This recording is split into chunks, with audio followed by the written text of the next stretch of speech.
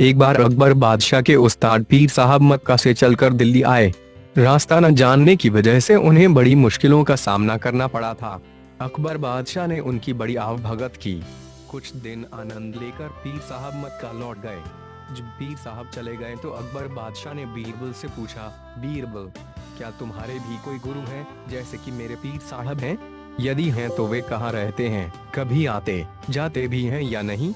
बीरबल ने जवाब दिया, जहां पनाह, मेरे भी गुरु हैं, लेकिन वे बाहर रहते हैं, कहीं आते जाते नहीं। हाल ही मैंने सुना है कि मेरे गुरुदेव किसी को कुछ बताते भी नहीं और कभी किसी से एक पैसा भी नहीं लेते। रुपए पैसे का उन्हें लोभ नहीं है। यह सुनकर बीरबल के गुरु के प्रति अकबर बादशाह के मन में श्रद्धा उत्पन्न हुई और उन्होंने बीरबल से अपने गुरु से मिलवाने का आग्रह किया। अकबर बादशाह से बातें करके जब बीरबल रास्ते में आए तो उन्होंने देखा कि लकड़ी बेचने वाले एक बूढ़े ने परिश्रम करके लकड़ियों का एक गट्ठर बांधा हुआ है। वह सुबह से शाम तक इधर उधर भटका, पर किसी ने भी उसे उचित मूल्य देकर वह गट्ठर नहीं खरीदा। लाचार होकर बूढ़ा लकड़हारा गट्ठर अपने घर वापस लिए जा रहा था। पहले तो बीरबल ने उस लकड़ी बेचने वाले से लकड़ियों के उस गट्ठर का मूल्य पूछा, फिर उसे अपने घर ले गए और उससे बोले, मालूम होता है कि तुम समय के कुचरक में फंसकर इस दीन अवस्था में पहुँचे हो। बीरबल ने उसे अच्छे साफ सुथरे वस्त्रों और काली जटा इत्यादि से युक्त ब्राह्मण साधु बना दिया। उसके हाथ में रुद्राक्ष की माला दे दी। फिर एक बड़े मंदिर के पीछे मृगचर्म के आसन पर बैठाकर उससे बोला, तुमसे मिलने बड़े बड़े अमीर उमराव आएंगे, पर उनसे तुम बिल्कुल मत बोलना। तुम्हें कितनी ही बहुमूल्य वस्तुएं वे क्यों न दिखाएं, पर तुम उनकी तरफ आंख भी मत उठाना। तुमसे जो कुछ भी पूछें उसका जवाब मत देना। बस अपने ध्यान में रहना और सिर्फ माला फेरते रहना।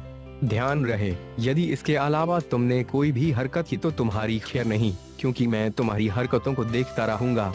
बूढ़े लकड़हारे ने बीरबल की बातों को स्वीकार कर लिया।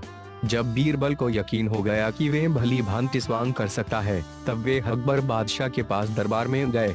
दरबार में उस समय सभी दरबारी उपस्थित थे। बीरबल ने अकबर बादशाह को अपने गुरु के आने की शुभ सूचना दी और कहा, पहले तो गुरुदेव ने दर्शन देने से इनकार किया, पर मेरे खुशामद करने पर वे पधारे हैं और मंदिर के पिछले हिस्से में आसन जमाए हुए हैं। उन्होंने आप लोगों को दर्शन देना भी स्वीकार कर लिया है, लेकिन मुझे साथ आने को मना कर दिया है। यदि मैं हट करके जाऊंगा तो हो सकता है वे हम मुझे शाप दे दें। अतः आप और लोगों के साथ उनके दर्शन करने के लिए जा सकते हैं। बीरबल को छोड़कर अकबर बादशाह के साथ सभी दरबारी गुरुदेव के दर्शन करने के लिए गए। अकबर बादशाह ने गुरुदेव के सामने जाकर सादर मस्तक झुकाया। फिर बैठकर उनसे पूछा, गुरुजी, अपना निवास स्थान तथा शुभ नाम इस दास को भी बताने की कृपा करें। गुरुदेव भी किसी ऐसे वैसे के चेले नहीं थे।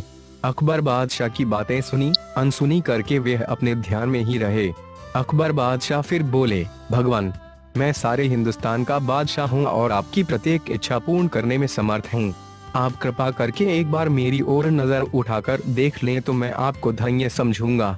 इस पर भी जब गुरुदेव ने ध्यान नहीं दिया तो अकबर बादशाह ने 10,000 रुपए मूल्य का कड़ा, जिसे वे स्वयं पहने हुए थे, हाथ से उतारकर गुरुदेव के चरणों में यह सोचकर रख दिया कि लालच में शायद कुछ आशीर्वाद देकर इस बहुमूल्य कड़े को स्वीकार कर लें। परंतु जब कुछ नतीजा न निकला तो निराश होकर अकबर बादशाह वहां से उठ खड़े हुए और बोले, जो आदमी अतिथि के साथ ऐसा व्यवहार करे उस कठोर हद से बातें करना भी मूर्खता है। अकबर बादशाह को क्या पता था कि ऐसे मूर्ख से सामना होगा। उन्होंने वह कड़ा बीरबल के यहाँ भिजवा दिया, क्योंकि दान की वस्तु बादशाह के महल में कैसे आ सकती थी। अगले दिन गुरुदेव का सारा हाल सुनाकर अकबर बादशाह ने बीरबल से पूछा, मूर्ख मिले तो क्या करना चाहिए? बीरबल बोले, उस समय चुप रहना ही अच्छा है। बीरबल के इस जवाब से अकबर बादशाह की रही सही मर्यादा पर भी पानी पड़ गया। उनका विचार था कि ऐसी बात कहकर वह बीरबल के गुरु को मूर्ख साबित करेंगे, पर उल्टे खुद मूर्ख बने। अकबर बादशाह को चुप देखकर बीरबल बोले, जब मैंने पहले ही उनका स्वभाव आपको बता दिया था कि उन्हें रुपए पैसे का लालच नहीं है, कभी किसी के दरवाजे पर वे नहीं जाते और मेरे कहने पर बड़ी मुश्किल से तो वे मिलने को राजी हुए थे, फिर आपने उन्हें लालच क्यों दिया? आपने अपशब्द कहकर गुरु का अपमान किया है। आपको धन दौलत का घमंड है, इसलिए वे आपसे नहीं बोले। बीरबल की बात सुनकर अकबर बहुत लज्जित हुए।